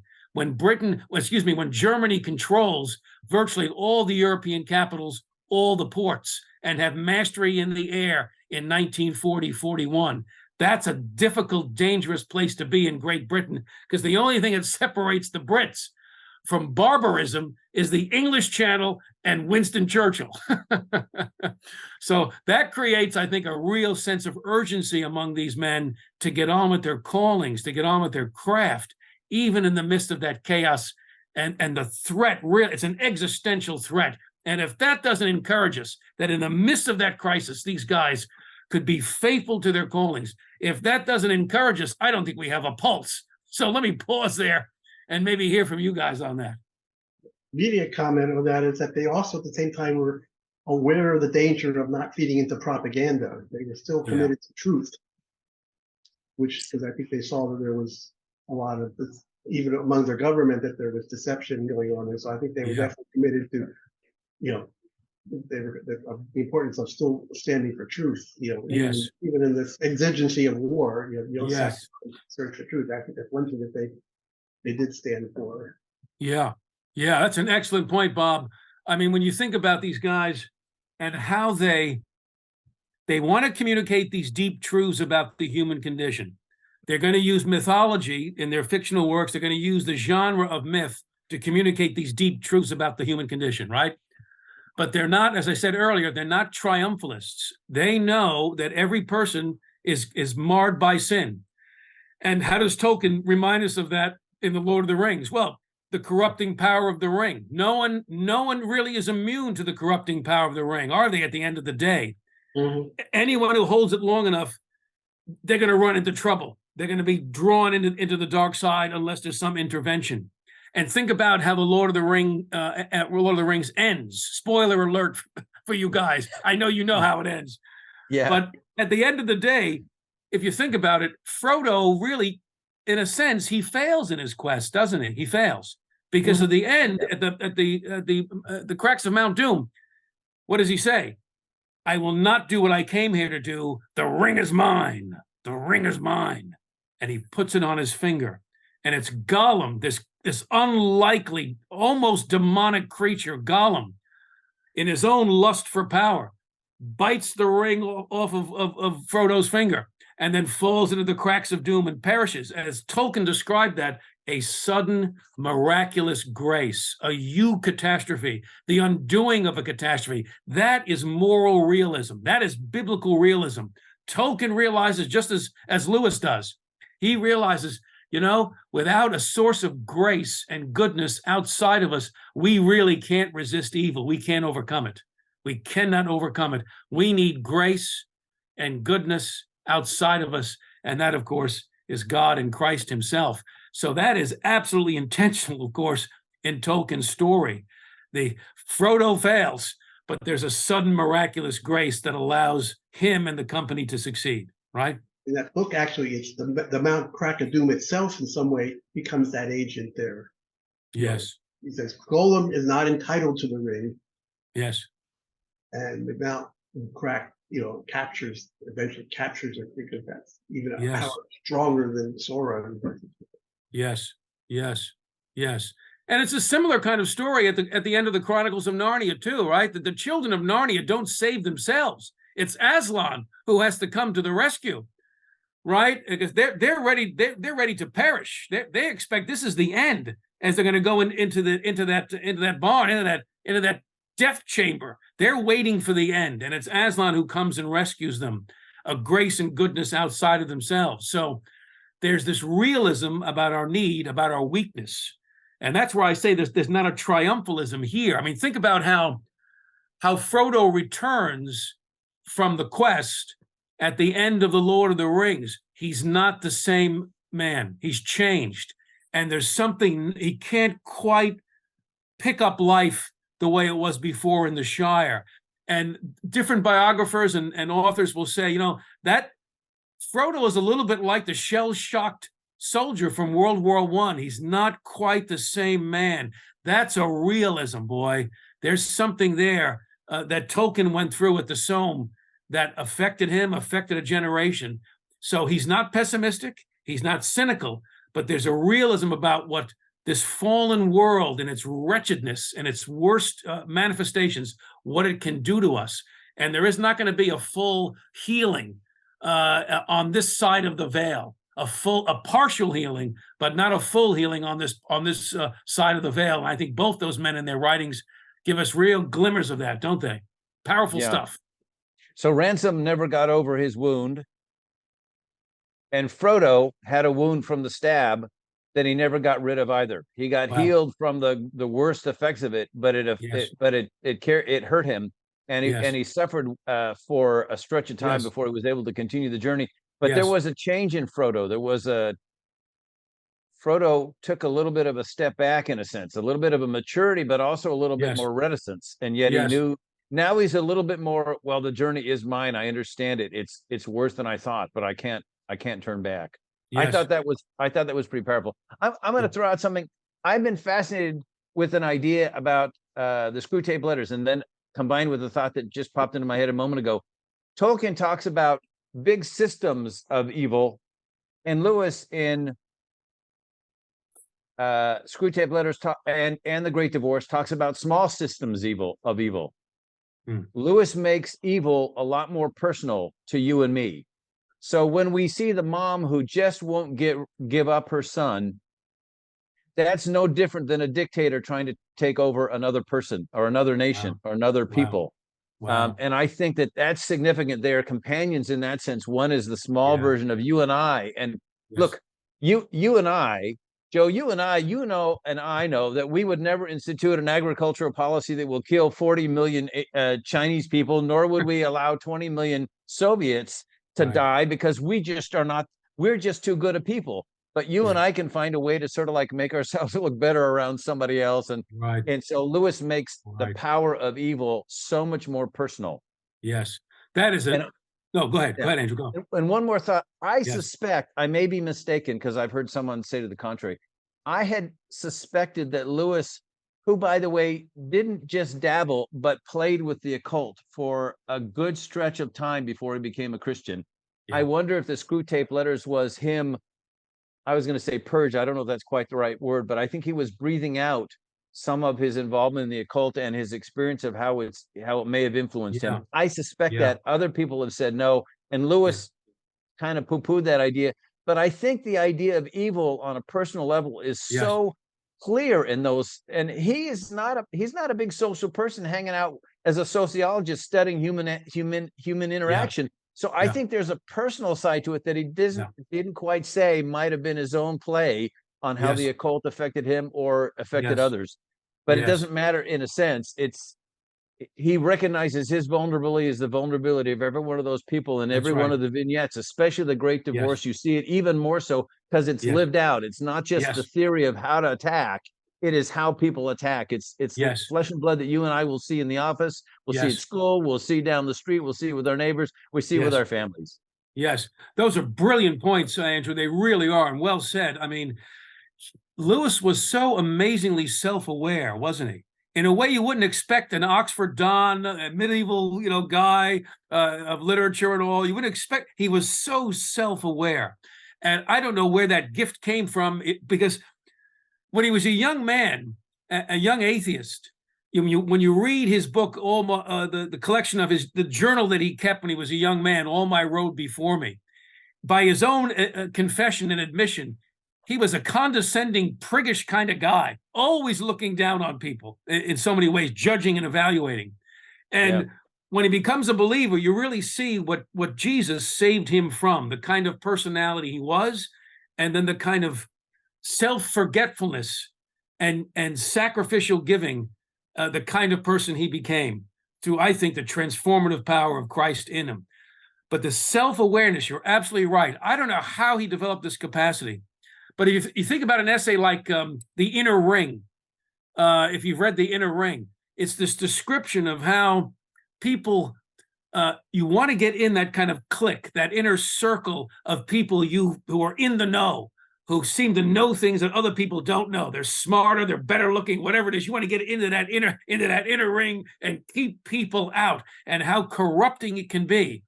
And Lewis says in The Inner Ring, but also in the Space Trilogy, that's a theme in the Space Trilogy. The inner ring, the desire to belong to that inner ring and keep people out, he says, I'm paraphrasing, but it's how a man goes from being, not such a bad man to becoming a very bad man.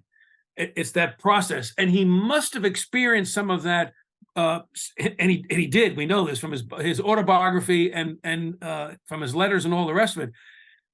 That's who he was before he became a Christian, wanting to penetrate those inner rings. After he becomes a Christian there in Oxford, he's watching how it all plays out in the academy. As someone who's been in the academy and taught at different colleges and all, you do see that dynamic as well, the jockeying, the geopolitics there in the academy. So he was a very careful observer of human behavior. And you're right, Andrew, he is working that stuff into his novels, into these fictional works, into his essays.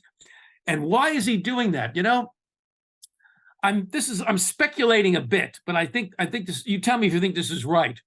I think Lewis felt a particular burden to make that clear to a Christian audience about these dangers? I think because he felt like the Church of England, remember, he's an Anglican, part of the Church of England. And I think he felt like the Church of England is just not doing a good enough job in helping to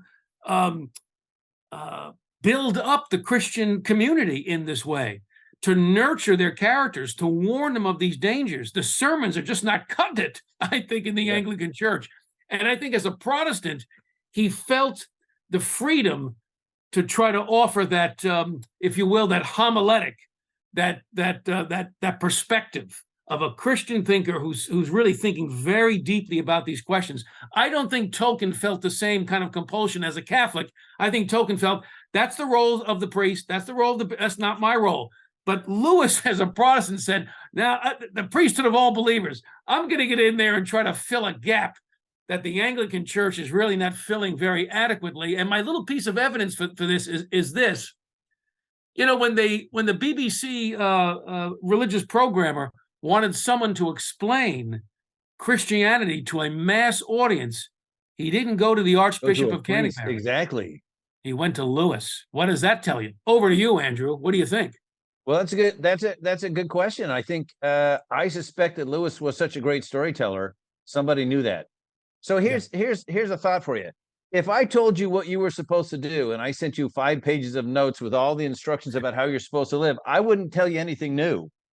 But you'd be going, I've heard this before. Yeah. But if I said, hey, you know something? I saw these 2 people and they were having this argument, and I share it with you, and I'm hoping that you're going to see just a tiny bit of yourself in that story. Right. You might see it because you're not looking at yourself, you're looking elsewhere, and then it comes back to you. I think that was the genius of Lewis. That's exactly right. You know, the expression he used in describing why he kind of went this route of imaginative storytelling with the Chronicles of Narnia and other works. Remember the phrase he uses, Andrew? Sneak past watchful dragons.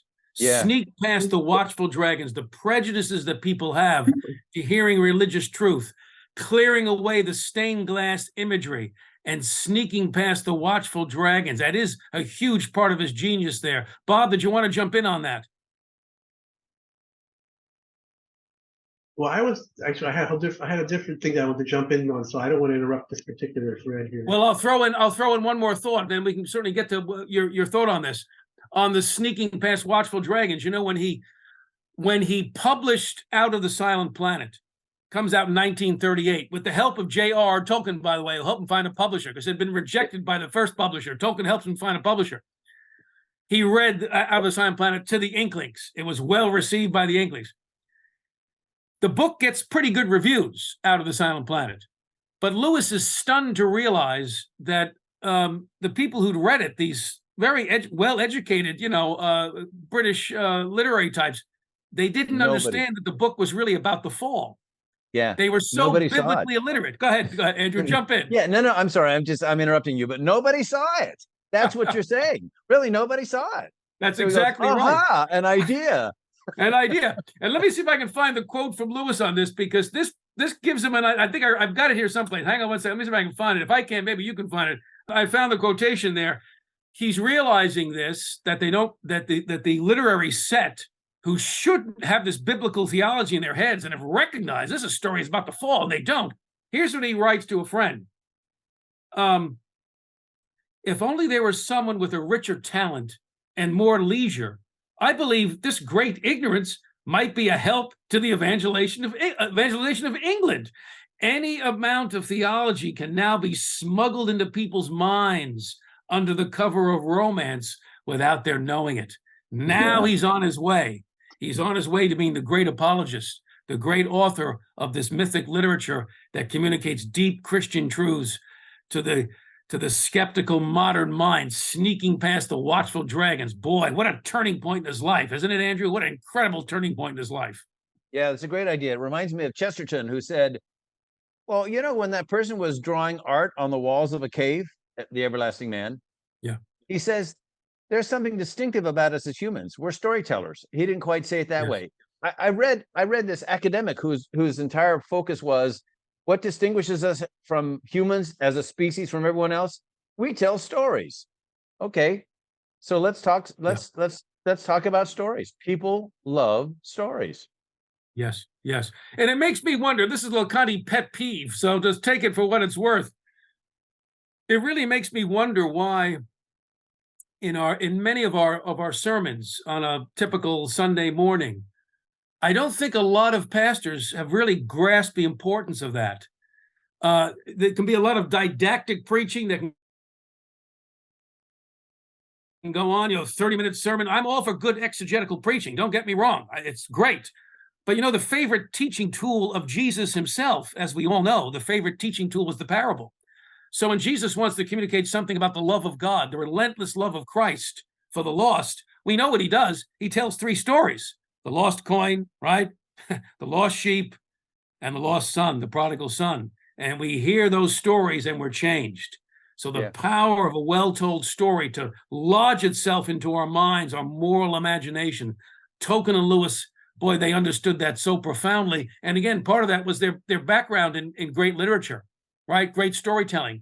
For Tolkien, Beowulf was, I think, one of the most important fictional works in his whole professional life, personal life. And we can get more into that, Beowulf. And for Lewis, it's Virgil's Aeneid. Lewis said that outside of the Bible, Virgil's Aeneid had the most important influence on his professional life. That makes you want to think, well, maybe I should read Virgil's Aeneid and see what got under his skin. I don't know. But storytelling, powerful storytelling, that it can be transformative, right? Absolutely. Yeah. Well, and Virgil turned on Dante, so that's 2 for 2 in the major Christian leaders of our pantheon. Of our heroes. Exactly That's pretty right. extraordinary. Yeah. Exactly right. Do we want to respond to any comments here in the chat box here, Andrew? I want to just give people a chance if you feel like we ought to.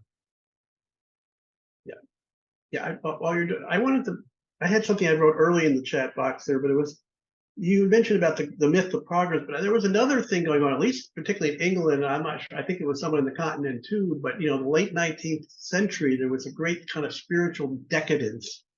You read it in the literature. You had these sort of like the Egyptology societies, like the Rosicrucians and so forth, and there was this, as well as other kinds of decadence going on there. That to me that was as much, or there seems to be the kind of Gnostic, that kind of Gnostic decadence, which consists which we're seeing in our current age as well. There, to me, that was another vulnerability that left that spiritual vacuum, or that spiritual decadence, left the world open to the horrors of World War I there. I think Lewis, and I think that they did address that kind of spiritual decadence in their writings there. Yes. Did they not?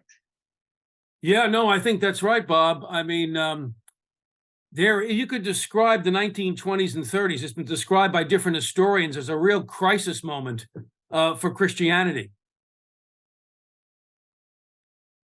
And I've got a volume here on somewhere. I got all the books piled up. I got a volume here, Christianity and the Crisis, a collection of essays by religious thinkers published, I think, in around 1929, 1930, looking back at what's happened in the aftermath of the First World War, how Christianity no longer seems plausible to the educated person. And there are different reasons for that. That's Darwin, that's Freud, that's all kinds of reasons for that. But it no longer looks plausible. It doesn't have explanatory power, and people are turning to all kinds of alternatives. Because as we know, we don't stop believing just because we reject Christianity. Men and women are worshiping creatures. They want to worship. They will find a substitute ideology, an idol. They'll make anything an idol to try to fill that gap. Bob, did you want to respond? Go ahead. I was just saying, I think the thing was, this was before the war. There was this among the upper classes, or the educated classes, there was this, or at least among many significant people, there was this vacuum. They had already abandoned Christianity in terms of these other spiritualities, among other things. Those who weren't totally invested. Well, in evolution. There was this other side of there. You read in the literature, the decadence there. There was that aspect which persists through that. I mean, it's like a parallel thing that was going on there. Yeah. That was another thing that weakened the society, that weakened it prior to World War II there. And then, of course, then we had the great disillusionment afterwards. But I didn't see quite so much of that precedence part least in the book there, but I think that they were addressing that kind of decadent Yeah. approach. Yeah, I think you're absolutely right, Bob. There is the modernist movement in literature and art before the First World War. And you could argue there would be a kind of decadence associated with that. And then it takes a different form after the First World War. But you're right, it's going on. That is going on. The Romantic movement in the 19th century is shedding all ideas of kind of Orthodox Christian teaching. That's off to the wayside. That's been scuttled, right? But then you're right. You've got this modernist movement before World War I, which is really assaulting any kind of notions of tradition, of value and ethics, human personality. They're just going at it. They're going at it with an axe. You're right about that. Yeah. It's a deeply disconcerting, disorienting time, a kind of, I don't know, emotional and spiritual vertigo. Maybe that's a bad word to use, a kind of vertigo. People just can't get their bearings and they're grasping at all kinds of spiritualism. Lewis was caught up in that, as Andrew suggested here a while ago. The occult is raging in certain sectors. You're right. Absolutely right. I was gonna use the example of Algernon Swinburne. He died in 1907, 1909, something like that. But he was a poet, writer, and he dabbled in decadence was his thing. He dabbled in sort of like sexual breaking through taboos, whether it was sexual or religious, and then by implication morality. And so really what he ended up doing with, like so many of them did, it devolved into a sort of sensuality, a spiritual, it was a sensation, it was experiences. And of course, what it ended up doing was never gave them a whole lot of substance. And I'll just say, by the way, my second favorite British writer after C.S. Lewis is Thomas Hardy, which is what a wonderful contrast the two of them are. But Hardy goes to London, wants to join in and reject the sweetness of the rural Dorset that he's from. And he goes to London and he hangs out with Swinburne and finds Swinburne to be so unsatisfying that he rejects the modern and the cutting edge and goes back to Dorset, but he's stuck. And so if you read his poem about the darkling thrush, he says that this old dying thrush, sings his song as if there is hope. And I sure hope there's hope, but I just don't know for sure. He can't give up his hopefulness about God being there, but he has rejected the modern take, which does not satisfy in any way. And so I just think that's very powerful. My theory is a lot of people think Hardy was an atheist. I don't think so. I think he was a hard-boiled theist who could never admit it. He was stuck. Because he did not know what to do with God when the world was so painful. And so he aspired to more. Wow. What a difficult place to be in emotionally, intellectually, and spiritually, isn't it, Andrew? And it reminds me a little bit, actually, of Lewis as a young atheist. He writes a series of poems, as you know, during the First World War. They're pretty bleak. And they're pretty bleak, but they're not completely bleak. Correct. And there is this longing and sense of a yearning for beauty and truth that he won't give up on it. He still won't give up on it, even in his darkest moments there in those poems published in 1919 as an atheist. Part of what I think made it difficult. I'm sorry. Search for joy. That's right. Search for joy. Right. Yeah. Lewis calls that the search for joy the central fact of his entire life. The story of his life is the search for joy. That's how he describes it. It is the central storyline of his life. And this is what he is up against before he comes to faith. He's up against people like Freud. And you can't overstate the impact that Freud had on the thinking intellectual class when it comes to religion. Freud despised Christianity. And he asserted that the whole religious impulse was just wish fulfillment. We want a heavenly father because of our alienation from our parents or whatever it is. It's wish fulfillment and projection. And that view has taken off. So one of the amazing things, I mentioned Lewis's The Pilgrim's Regress, wonderful book. I'm going to put up the annotated version of it. What Lewis does after he becomes a Christian in his book, The Pilgrim's Regress, he goes after Freud with an axe. And here's a little exchange. Let me just find it real quickly here, gentlemen, if I can. Here's part of the exchange he has. He portrays as the pilgrim is trying to make his way. And if I can't find it, bail me out of her, Andrew. I'm going to just thumb through this book here for a second. Oh, yeah, here it is. I found it. I'll just read a few lines here to show what Lewis is doing. Freud is represented as kind of Mr. Enlightenment. I am Sigismund Enlightenment, and Sigismund was Freud's full given name, Sigmund Freud. Okay. Here's the exchange between the Freud figure and John the Pilgrim. The Freud figure. It may save trouble if I tell you at once the best reason for not trying to escape where he is and find his island, not trying to escape, namely, that there's nowhere to escape to. John, how do you know there's no such place as my island? Freud, do you wish very much that there was? John, I do. Freud, have you ever never before imagined anything to be true because you greatly wished for it? John thought for a little and then said, yes. Freud, and your island is like an imagination, isn't it? John, I suppose so. Hang on. Freud, it is just the sort of thing you would imagine merely through wanting it. The whole thing is very suspicious. Well, that's what Freud has done. He's planted these doubts in the minds of religious believers. It's all just wish fulfillment. And Lewis comes out of that period and he realizes, wait a minute, Freud has it exactly backwards. That longing and that desire, it's a signpost.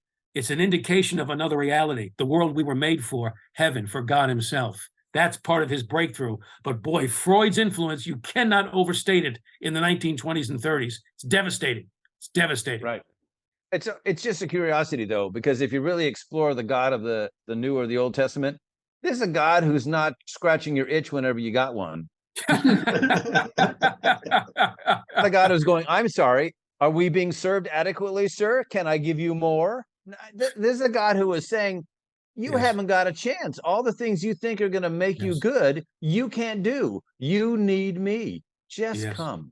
Yes. That's not a God of wish fulfillment. That's a God who's now making your life miserable because you can't measure up. And then when you get there, you go, oh my gosh, it's even worse and more demanding than I thought. But at least I'll give it a try now. I'm not despairing about it as a qualifier for me to be with this God because I'm already with him. That's right. Excellent point, Andrew. How does Lewis describe himself when he finally becomes a Christian? England's most reluctant convert.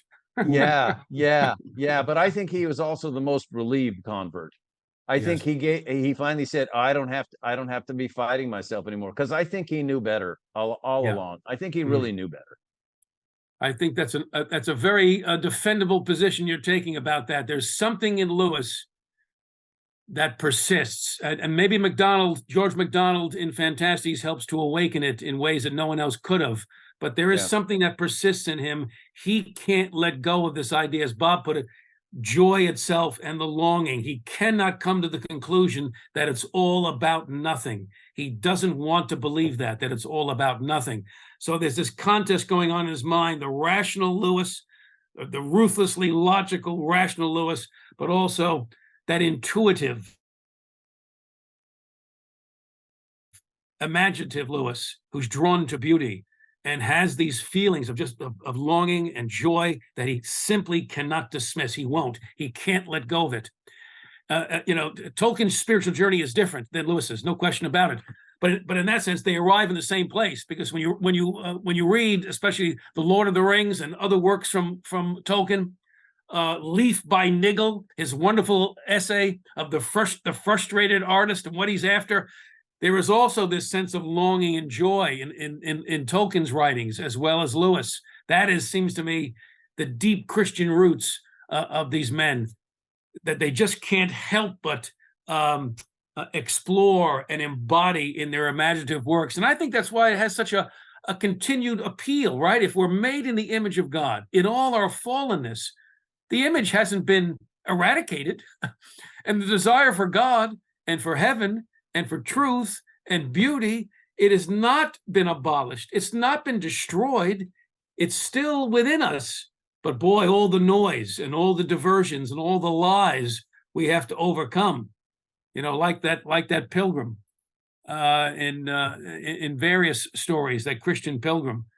You've got to face down these obstacles and these lies, and that's why those men are so. Their writings are just still so beautifully relevant and powerful. They help us to cut through the fog and the lies and the deceptions and to see the truth and to be drawn to the truth. And they make the truth so attractive, don't they, gentlemen and ladies? Yeah. I was just thinking, something struck me. There's something else for Lewis, which is that he was drawn to stories of journey. There's the journey in Dante, right? Yes. There's the journey, and I just wonder if in the back of his mind he's going, this can't be it all. This can't be my final position. Yeah. He must have known that something was going to unfold and he was going to be traveling along. Yes. And he wasn't satisfied with there is no God. Yes. That wasn't enough. If the journey Yes. and all he's experiencing and all his reading is Yes. about something unfolding for someone Yes. to get to where they want to be. Yes. I wonder if that was a whisper in the back of his mind. I think you're onto something really important, and I'm going to quote here a few lines. Lewis's wonderful little certainly book. had that too. Yeah, the Aeneid, of course, is a big journey. Yes. Yeah. Exactly right, Bob. That's exactly where I was going. In Lewis's A Preface to Paradise Lost, he actually talks about Virgil and the Aeneid. And here's what he says about Virgil and Aeneid. And of course, that story is an epic story of the founding myth of ancient Rome, right? Mm-hmm. How did it happen? How did Rome become this incredible empire? This world civilization, this world-changing empire. How did it happen? The founding myth of ancient Rome. That's what the quest that Aeneas has in that story. Well, here's how Lewis describes it. A few lines. To follow the vocation, this calling that Aeneas has, to be the person who helps to establish Rome, to follow the vocation does not mean happiness, but once it has been heard, once that calling has been heard, there is no happiness for those who do not follow. A sense of duty, the tension between duty and desire is what drives him on. And what chapter or page is that? What chapter or page is that? Oh, that's on page 39 in my volume on this. Okay. But also he says this. When Aeneas forgets his mission and his calling, he wanders, and he's not called the noble or the holy Aeneas when he wanders from his calling. And when he's faithful to his calling, that's when he starts to really get on track and turns in the right direction. And here's what Lewis says: all through the poem, we're turning that corner. It is this which gives the reader of the Aeneid the sense of having lived through so much. No man who has once read it with full perception remains an adolescent. Wow. No man who has once read it with full perception remains an adolescent. It changes us. It changes us. It's this epic story of the founding of a civilization and a man's calling to be part of that epic quest, regardless of the cost, regardless of the sacrifice. You're right, Andrew. Lewis is drawn to those kinds of stories, particularly Virgil's Aeneid, and you see how it plays out in his own epic works, right? Right. And my point was, just to clarify, it's not just that someone's living a life. They began a journey with some purpose, and they end their journey, which is the point of the purpose. And that's what I think is significant. I think he's getting that there's some meaning he hasn't gotten to yet. Yes. He writes a letter to Dorothy Sayers. I think it's like 1945, 46. And he says, just finished reading the Aeneid again. And I'll paraphrase, but it's pretty close. What I'm struck by this time is the immense cost of a vocation, but the deep conviction that it is worth it.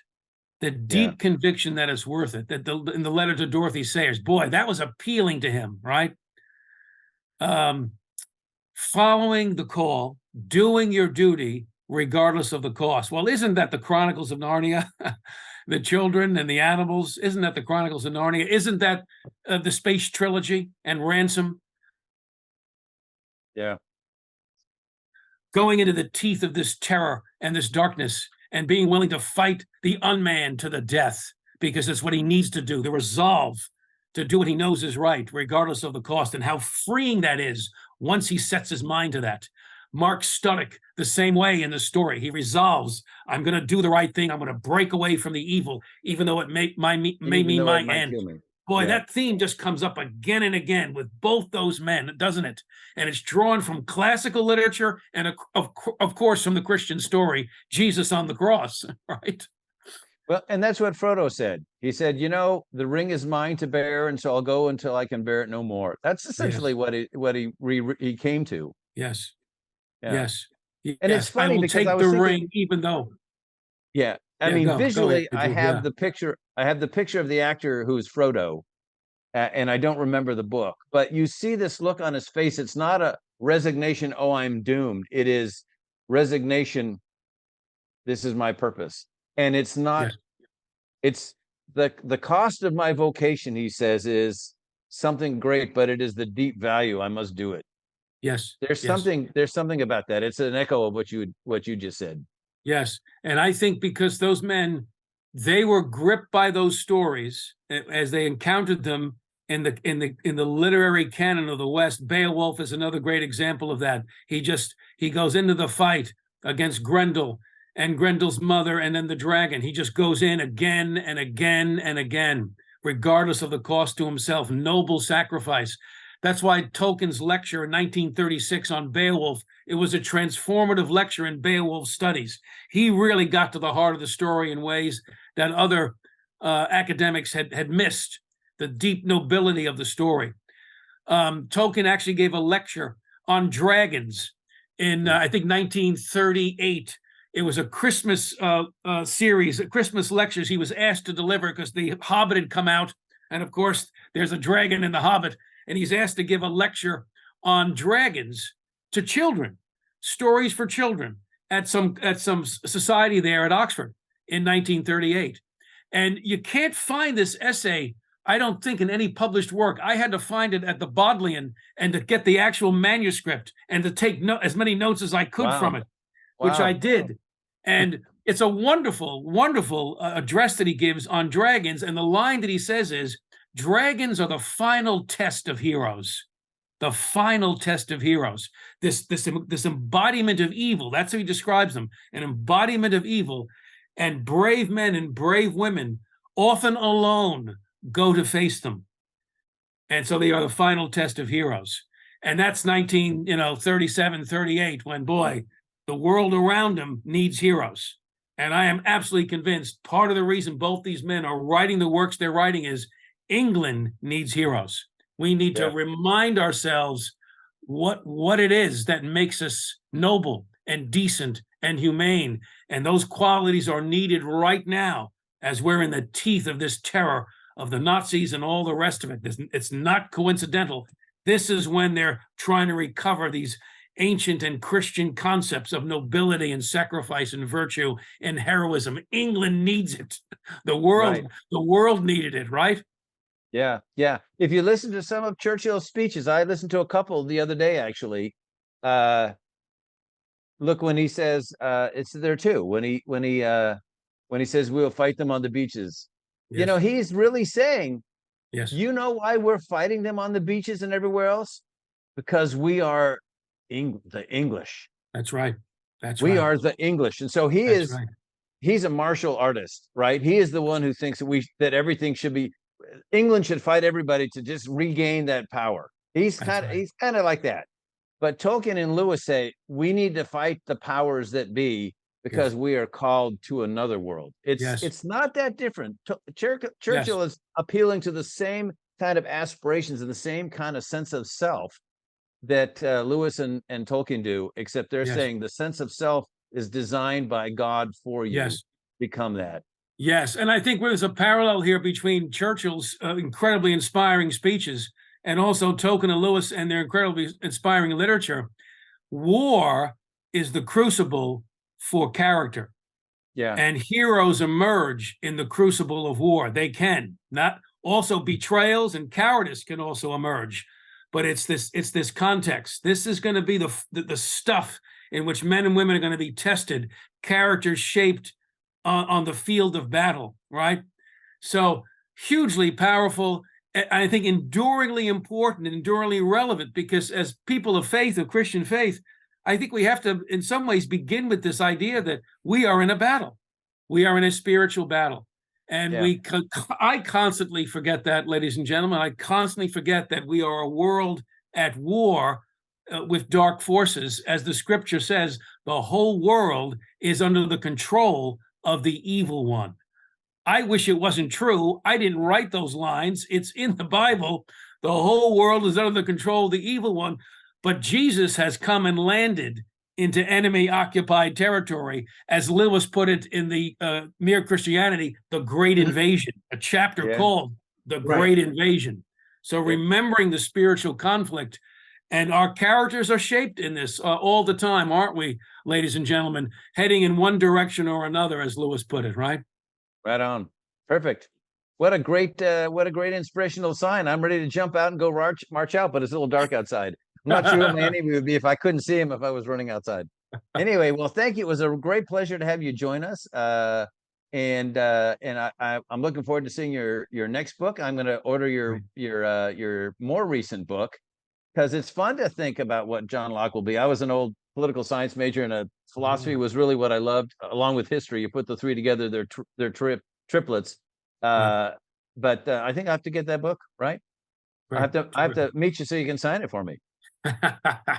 I would love that, Andrew. Thank you so much for having me, and thank you, all you guys, for the time tonight. Great for the engagement. Love being with you. Yeah, all right, great. And so everyone, just remember, this will be eventually posted on the website, so you'll have a chance to check it out. I don't know if it's actually back up. I don't know if it'll be published on the website for the C.S. Lewis Society. It will probably be uploaded, so it will be available on our YouTube channel. So you can join us and repeat some of the stuff that we did. I think there were a lot of things I'm going to go back and listen to it and see what, on a selfish level, to make sure I didn't talk too much or say something silly. But there's some great ideas, and we had good dialogue here. Excellent. So thank you so much again. Thank you for joining us. And all right, everybody, we'll see you in a couple weeks when we do the book on forgiveness. Great. Take care. All right. God bless you all. Peace, Take care. everybody. Bye-bye. Bye-bye.